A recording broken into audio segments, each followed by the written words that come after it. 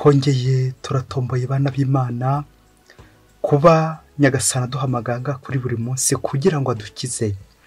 Ku izina ry'Imana Data na Mwana na Roho Mutagatifu, amen. Amahoro bana b'Imana, nimuhumure, Imana iradukunda, ije kudukiza kuri wa gatatu w'icyumweru cya kabiri cya Adventi, tariki 13 Ukuboza 2023. Isomo rya mbere niryo mu gitabo cy'umuhanuzi Izayi, umutwe wa 40, murongo 25 kugeza kwa 30. Ninde mwangereranya nawe? Ninde twaba duhwanye? Uwo ni nyir'ubutagatifu bivuze. Nimwubura amaso yanyu murebe. Ninde waremye biriya binyarumuri mubona, akabizengurutsa ikirere nk'ingabo ziyereka, akabihamagara byose mu mazina yabyo? Afite imbaraga nyinshi, akagera n'umurego ukomeye, bigatuma nta na kimwe kibura. Yewe Yakobo, yewe Isiraheli, ni kuki wavuga uti inzira yanjye yihishe Uhoraho, Imana yayobewe ibyanjye? Mbese ntiwari ubizi? Nta nubwo wigeze kumva bivugwa? Uhoraho ni Imana y'ibihe byose, yaremye isi kuva aho itangirira n'aho iherera. Ntiyigeze ananirwa, nta nubwo acogora, nta n'uburyo wacengera ubwenge bwe. Umunyantege nke amuha imbaraga, agakomeza unaniwe. Abakiri bato bacika intege bagacogora, ndetse n'abagabo b'intwari bakagwa rwose. Ariko abiringira Uhoraho bazongera kubona imbaraga, bazatumbagira mu kirere nka za kagoma, biruke ubutananirwa, bihute nta kudohoka. Iryo ni ijambo ry'Imana. Zaburi ni 103. Mutima wanjye singiza Uhoraho. Mutima wanjye singiza Uhoraho, nicyo ndicyo cyose gisingiza izina rye ritagatifu. Mutima wanjye singiza Uhoraho, kandi ntiwibagirwe na kimwe mu byo yaguhaye. We ubabarira ibicumuro byawe byose, akakuvura indwara zawe zose. Wowe warura ubugingo bwawe mu mva, akagutamiriza ubutoneshwe n'impuhwe. Uhoraho ni umunyambabazi n'umunyampuhwe, atinda kurakara kandi akagira ibambe. Ntaduhana bihwanye n'ibicumuro byacu, ntatwihimuraho akurikije amafuti yacu. Mutima wanjye singiza Uhoraho. Nyagasani Yezu nabane namwe. Amagambo mu Ivanjili ntagatifu kwanditswe na Matayo, umutwe wa 11, murongo 28 kugeza kwa 30. Muri icyo gihe Yezu aravuga ati, nimungane mwese abarushye n'abaremerewe, nge nzabaruhura. Nimwikorere umutwaro wanjye kandi mundebereho, kuko ngira umutima ugwa neza kandi nkoroshya. Muzamererwa neza mu mitima yanyu. Koko rero umutwaro wanjye uroroshye, n'ibyo mbakorera ntibiremereye. Iyo ni Ivanjili ntagatifu. Yezu ni byose kumufite, urushye wese niwagana, izina twamuhaye ni ryiza Yezu. Yezu niwe karuhura, uruhura abarwayi ni mwiza Yezu. Yezu niwe karuhura, uruhura bababaye ni mwiza Yezu. Yezu niwe karuhura. Yezu ni byose kumufite, urushye wese niwagana, izina twamuhaye ni ryiza Yezu. Yezu niwe karuhura. Amen. Yezu niwe karuhura. Uyu mwanya Yezu mwiza, tuje tukwereka ababyeyi bananiwe kubera abana babo babarushya. Yezu mwiza, tuje tukwereka abana bananiwe kubera ababyeyi babo babarushya.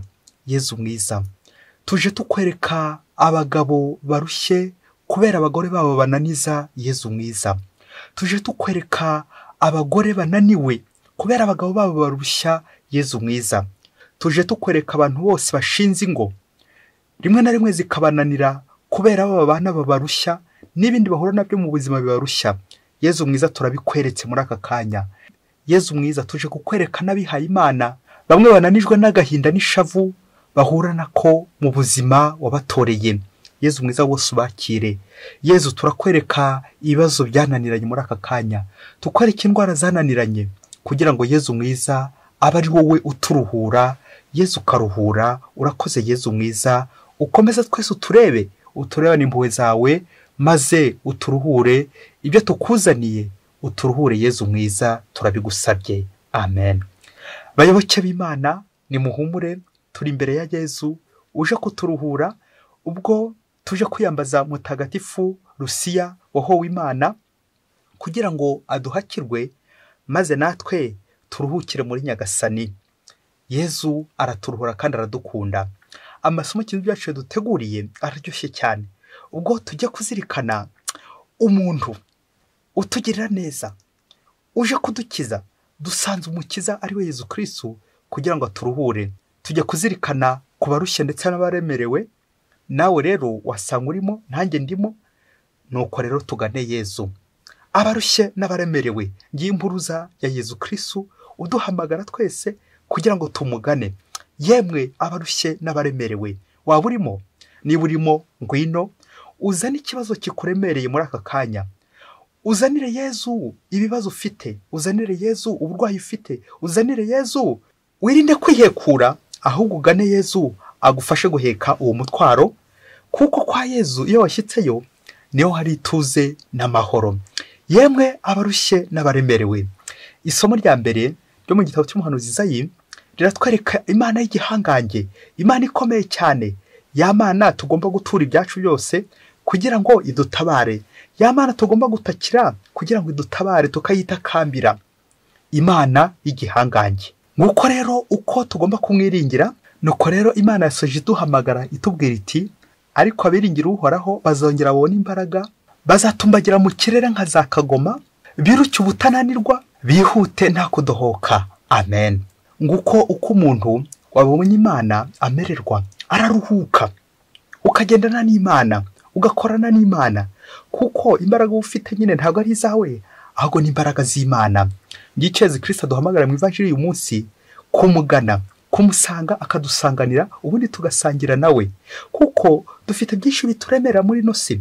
Dufite imibabaro, agahinda, inzara, ubukene, ibibazo byinshi by'ingutu, uburwayi bwananiye abavuzi, ibibazo byinshi by'ingutu, abatunaniza, abaturushya, abatugambanira. Abo bose Yezu arifuza ko wabamuzanira maze akabaruhura. Twebwe rero icyacu, iyo umuntu atunaniye akenshi dushaka kumwikiza. No mu mategeko dusanzwe dukoresha, iyo umuntu yaguhemukiye ukamwihanira, ukamukubita, ukamumena n'uruguma, uhanwa kurenza uko wamuhanye. Nta muntu wihanira. Akenshi rero uzasanga twebwe tujya twihanira mu cyayenge, ibibazo byaza ari byinshi. Nuko rero ngashakisha uburyo bwose ngenda bikwepa, bimwe ngashakisha uburyo ngenda nshakisha inzira z'ubusamo wo kwiyahura, kwiheba, ndetse no gushaka nanjye kwihorera, nkaza kwibagirwa ko nta handi naruhukira usibye muri Yezu Kristo. Nimungane mwese abarushye n'abaremerewe, nge nzabaruhura. Amen. Ese ni kangahe njya mfata akanya nkajya kwa Yezu, nikoreye ibibazo byanjye, nikoreye imitwaro yanjye, nikoreye ibintu bishikamiye, nikoreye n'abashikamiye. Nuko rero nkabashyira Yezu, Yezu akanduhura. Ivanjiri atwerekeza abo duhetse mu mutima, ba bandi batugora, ndetse na ba bandi tuba turi gusabira. Ati Yezu uzaho uyu muntu iki kintu, Yezu uyu muntu yantumye ngo musabire, Yezu uyu mubyeyi yantumye ngo musabire, Yezu uyu mwana yantumye ngo musabire, Yezu uyu nguyu yantumye ngo musabire. Abo bose ukabatwara ukabashyitsa kwa Yezu. None wabashyitsa kwa Yezu ute niba utagana Yezu wowe? Ni ngombwa kwibukiranya ko niba utwaye abandi kwa Yezu, nawe ugomba gushyikayo nanjye kuvuga mbere yabo, kugira ngo ubasohoze kwa Yezu maze Yezu abaruhure. Ntabwo ari twe gusa twijyana kwa Yezu, ahubwo tuba twikoreye n'abandi. Na niyo mpamvu iyo ugeze mu isengesho ugomba no kwibuka abandi bagutumye. Ati uyu yarantumye, ati nugera mu isengesho nanjye uze kunsabira, nugera mu kiliziya nanjye uze kunsabira, nugera mu misa uze kunsabira. Abo bose tuba tubahetse tukabashyira Yezu. N'iri sengesho tuba turimo, iri jambo ry'Imana rya buri munsi, ahantu ho tuba dufite abo twahetse. Yezu rero agenda atambuka, buri wese agenda amukiza, ndetse n'abari utibutse guheka Yezu abo bose arabikorera, kuko Yezu ni umunyampuhwe, ni umunyembabazi. Icyo dusaba ni uko byose tubirundanya tukabimushyira, aho kugira ngo tujye tubikorera abandi, tubikorera abashobora gutuvuga, abashobora gutunyega. Yezu we ntashobora gutunyega, ntashobora no gutwinuba. Yezu ameze nka ya mvugo igira iti nyir'umupfu afata ahanuka. Natwe Yezu ntabwo ashobora gutwinuba, ibyo twamuzanira byose ntabwo ashobora gutwinuba. Nimungane mwese abarushye n'abaremerewe. Amen. Icyabaza Yezu ni uko ibyacu tujya kubitura abandi, ni uko ibyacu tutabimwereka. nuko ibyacu twigumira aho ngaho tukinumira, nyamara Yezu Kristo araduhamagara kumusanga kugira ngo dusanganire. Nta mutwaro uhetse mubyeyi, nta muntu wakunaniye, nta kintu cyakunaniye, nta kibazo cyakunaniye, bibwire Yezu, bishyire Yezu, maze nawe agutabare, kuko Yezu ni karuhura, ntawe ajya asubiza inyuma. Umunsi umwe hirya kure cyane muri Afurika, ngo padiri wayoboraga paruwase Lokire, ngo ku munsi w'amashami yatanze itangazo mu bayoboke b'Imana basengeraga muri iyo paruwase, maze arababwira ati buri rugo rwose rugomba kuba rufite umusaraba kugira ngo muri iki cyumweru gitagatifu tuzifatikanye na Yezu natwe guheka imisaraba yacu. Rero buri muyoboke w'Imana azaze kuri mashami yitwaje umusaraba we, uwo azaba yaguze kugira ngo tuwuhe umugisha, maze nawe azifatikanye na Yezu gutwara umusaraba muri iki gihe tugiye kwinjiramo icyumweru gitagatifu. Nuko abayoboke b'Imana bajya gushakisha imisaraba aho iva ikagera hose, maze bitegura ko kuri mashami bazajya kwihesha umugisha. Abayoboke b'Imana bose baraza, padiri ayitera amazi y'umugisha yose, maze ayiha umugisha imisaraba yose ko bari bayizanye. Nuko bamaze gutaha batangiye kwinjira mu bare bwa Yezu Kristo, bose barataha bajya mu rugo iwabo, ngo haza gusigara gusa umugabo umwe, ngo asigara ari imbere y'isakramento, bishoboke ko yifatikanye na Yezu mu gushengerera. Nuko rero abandi bose batashye, padiri bishoboke ko yaraje gukinga inzugi za kiliziya, aza kubona wa mugabo yasigaye mu kiliziya. Arebye hirya abona hari undi yikoreye mu mugongo, ngo uwo mugabo yari yasigaye mu kiliziya, ngo yikoreye yahetse umugore we mu mugongo. Bishoboke ko padiri yagize amatsiko yo kwibaza impamvu uwo mugabo yasigaye mu kiliziya ahetse umugore we. Ngo uwo mugore we yarahetse, ngo ntiyabaga akikoza ibiryo bitetse mu nkono, ibiryo byo mu nkono. Nirinze kuvuga ko yaryaga nyine ibyokeje, ntabwo nza kwirirwa mvuga ko ari brochette n'ibitoki byokeje. Aho yabiriraga nawe ntuze guhambaza, nawe uri mukuru. Ngo uyu mugore nta mazi yakibaga agikoza mu kanwa ke. Birumvikana ntuze kumbaza icyo yajyaga anywa, nawe uze gukibwira. Uko biri kose ibintu byokeje nk'ibyo ngibyo birimo amavuta menshi, bikaranze ku muriro, nawe urumva icyo bijyana nacyo, naho babifatira. Uwo mugabo akabaho muri ubwo buzima hamwe n'uwo mugore. Nuko araza gufata ingamba yuko nawe azamutwara akamushyira Yezu kuri uwo munsi w'amashami, maze nawe urugo rwe rutangirane n'ububabare na Nyagasani. Bishoboke ko padiri yamubaje impamvu yatinze mu kiliziya kandi bagiye gukinga. Nuko wa mugabo aramubwira ati, padiri rero uyu ni wo musaraba wanjye nanjye nikoreye, ndaje kugira ngo uwuhe umugisha, maze nanjye nzatambagirana na Yezu mu cyumweru gitagatifu, tuzajyane na Yezu kuri Golgota muri iki cyumweru gitagatifu. Nuko padiri nk'uko abisabwe kandi nk'abandi bose yahawe umugisha, amwegereza Yezu hafi muri tabernakulo, maze amuha umugisha. Ngo maze kumuha umugisha, wa musaraba wa mugabo yari yikoreye mu mugongo, ngo maze kumuha umugisha, ngo wa mugore urumva yaje atigenza kubera wenda intege nke bitewe naho yari yaraye. Nuko barangije kumuha umugisha, navuga ngo umusaraba nyine uri mu mugongo. Nuko padiri abasezera ababwira ati, aha ni kwa Yezu, aha niho baruhukira. Wa mugore ngo ako kanya ngo igitangaza kiraba. Wa mugore ngo abwira umugabo ati, ngaho nshyira hasi ubundi nigenze. Ngo muri ako kanya bahita baragenda, bombi bagenda baganira, bagana iwabo, bagenda baganira. Kandi mbere hose ntawe uri kuvugisha undi. Uwo mugore ntabwo arakivuga, uwo mugore ntiyaranakigenda. None koko banyuze kwa Yezu, Yezu abahawe umugisha. Wa mugore atangiye kugenda, atangiye kubona, atangiye kuvuga, batangiye kuganira n'umugabo we, bagiye mu rugo kwitegura icyumweru gitagatifu kubera Imana. Bakristo bavandimwe, Yezu Kristo akuzwe. Ese iwawe hari umusaraba? Urugo rwawe rurimo umusaraba? Hari umusaraba umanitse iwawe? Wasanga hari amafoto agiye umanitse iwawe, none icyumweru gitagatifu nawe cyaza kugereraho, watangira ngo ibibazo byaranyishe, ubukene buranyishe, indwara ziramyibasiye, kandi utarigeze uzishyira Yezu. Aho uburwayi bwawe nawe ubyushyira Yezu, ibibazo byawe ukabishyira Yezu, naho ukiyemeza ugasigara mu kiliziya abandi batashye kubera ko nyine urushye, ubabaye, unaniwe, bityo ukemera ugasigara ukicara ugasigara na Yezu, ugasigara umwereka ubundi bwoko bw'umusaraba.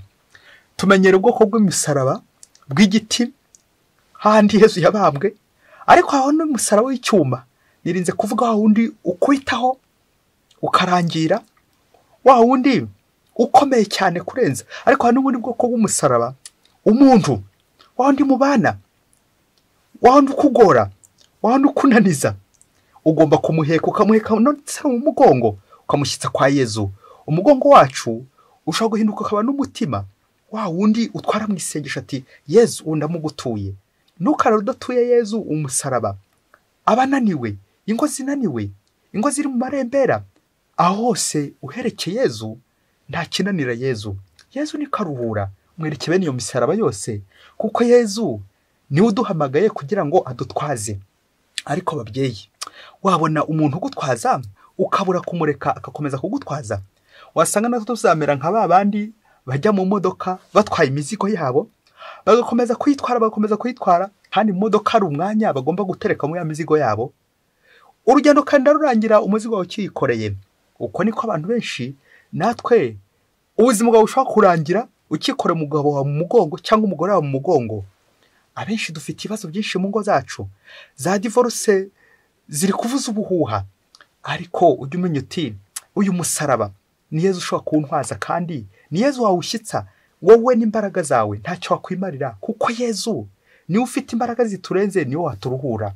Ese umusaraba wawe wagiye kwa Yezu? Warawumushyiriye? Yezu arabizi ko ufite uwo musaraba, Yezu arabizi ko ufite icyo kibazo. Wasanga ubimubwira mu cyuka witambukira, ariko nturugera wicara ngo mwicarane na Yezu umwereke ikibazo ufite. Biranshoboka ko mwicaranye wenda, ariko se warategereje? Komeza utegereze kwa Yezu nanone, nta kurambirwa nta no kurambika, kuko Yezu uko biri kose afite ibisubizo agenda guha, nta n'ibindi azakomeza gukongereraho. Icy'ingenzi ni ukuguma kwa Yezu. Igihe abandi batashye nawe ugasigara kwa Yezu, igihe abandi bose bari kure ya Yezu ukazana umusaraba kwa Yezu, maze mu gihe gitagatifu cyane cyane igihe cya Adventi ukomeze nawe wakire Yezu, mutwarane umusaraba, kuko Yezu aragukunda. Aho gusiba kwa Yezu wasinzirira kwa Yezu kubera iki kibazo ufite. Aho kuva kwa Yezu wakwemera ukavira kwa Yezu, navugaga kuviramo kwa Yezu, ukemera ukava amaraso, kubera Yezu wagiye ushakashaka, kandi Yezu uzamubona azaguha umugisha. Ubundi akubwira ati ntuzongere kuva ahangaha, kuko ahangaha niho hari umukiro wawe, kutava kwa Yezu kubera ikibazo ufite kiremereye. Uze kureba mu rugo rwawe, niba uwo mwashakanye, niba utaramubereye ikigeragezo nawe, niba utaramubereye umusaraba, maze ugerageze udohore, woroshye, uca inkoni zamba, wongere woroshye urebe niba atari wowe unaniza abandi. Abo mu bana wasaga ariho bananiza, wababereye ikibazo aho kubabera igisubizo. Koko Yezu atange ibisubizo, nanjye ndushaho kubera mugenzi wanjye ikibazo. Yezu atange umuti, nanjye ndushaho kubera abandi uburozi. Ntibikabe. Yezu niwe karuhura, Yezu niwe turuhura. Turasoreza ku rugero rwagumye mu ngoro, bityo agahategera igisubizo cya Yezu, akaba umugabo wahetse umugore we, cyangwa n'umugore nawe waheka umugabo, bityo akamugeza kwa Yezu. Nubasha kugeza umuntu wawe kwa Yezu, uzaba watsinze, kuko uzaba nyine uruhutse. Yezu azamwakira ubundi akuruhure. Burya igitunanira ni uko abantu bacu tutabageza kwa Yezu, ahubwo tubageza mu nzira, tukagenda tubavuga ikigabo cyarananiye, ikigore cyarananiye, ikintu tubana cyarananiye. Nta nubwo kimwita umuntu, wamuhinduyemo igikoresho, wamuhinduyemo igikinisho, wamuhinduyemo ikintu. None se nawe wamuhinduyemo ikintu, uragira ngo bigende bite? Mutware nk'umuntu umugeze kwa Yezu, kuko umuntu wese wageze mu ngoro burya aba yakize, biba byarangiye. Gusa igitunanira nuko tutamugeza mu ngoro. Hari bamwe babageza mu nzira, cyane byo gutangira ukamuvuga umuntu tubana, ugahera mu gitondo umuvuga, ari ukaza kwibagirwa kumugeza kwa Yezu. Mubyeyi, ugeze umuntu wa kwa Yezu, cyangwa umuherera mu nteko abaneguranye gusa, ukamunegura ati yarananiye, ariko ndibuke kubibwira Yezu. Dufite urugero rw'uyu munsi rwari ufite ikibazo kiremereye akagitura Yezu. Ni mutagatifu Lucia, ubwo yari afite ikibazo kiremereye cy'umubyeyi we, ngo nyina ngo yari arwaye indwara, ngo yari yarananiye abavuzi, nuko araza kwigira inama aza kugana umutagatifu ajya kuririra Kumva imva ya Agata. Ubwo yari yarahize umuhigo avuga ati mama nakiri indwara nanjye nziha Imana. Nuko ngo Agata amukorera igitangaza, byumvikane nyine umutagatifu wese akora igitangaza akivanye ku Mana, akivanye kwa Yezu. Birangira rero Agata amukorera igitangaza, wa mubyeyi we arakira. Nuko Rusiya afata icyemezo cy'uko agiye kwiha Imana kuko azirikana neza Imana yamugiriye. Ikibazo cye gituye Imana, none Imana aracyumvise. Birangira rero yihaye Imana, birangira gwe no mu ngoro ubwo yarahowe Imana bakamuca umutwe kubera kwizirika ku Mana, igihango afitanye n'Imana. Nawe rero nubona Nyagasana gukora igitangaza, nubona umusaraba wugejeje kwa Yezu, ujye wiruhutsa ibisigaye birekere Yezu. Kuzana abacu mu ngoro tukabashyira Yezu kugira ngo abarambureho ibiganza abakize, adutwaze iyo misaraba. Natwe twinjire mu ngoro, tumenyere kujya gushyira Yezu ibibazo byacu, tumenyere gushengerera, tumenyere gufata akanya karinganiye tuganirize Yezu. Iminota 5, iminota 2, iminota 3, n'ikindi gihe cyose ubonye egera Yezu maze umutura akabaro kamutura agahinda kawe. Ubundi wasinzira ute? Waryama ute? Niba uzi ko hari ikibazo ufite kikuremereye, kuki utagitura Yezu? Kuki utagana Yezu? Kuki uterekera ingoro y'Imana? Ibibazo byinshi dufite hari bidakemuka kubera ko tutigeze twegera Yezu, cyangwa twamwegereye ntitwamugeraho. Nabyo bibaho. Mutagatifu Rusiya adusabire kugira ngo tugane ingoro y'Imana, maze natwe ubuzima bwacu bwo gushimira Imana izitugirira neza buri munsi kwiyerekeye Nyagasani, maze natwe aturuhure ku mpuhwe ze. Rusiya mutagatifu udusabire buri munsi. Mwese Imana ibahe umugisha. Imana Data na Mwana na Roho Mutagatifu. Amen. Padiri Masumbuko Ladislas wa Diocese ya Cyangugu.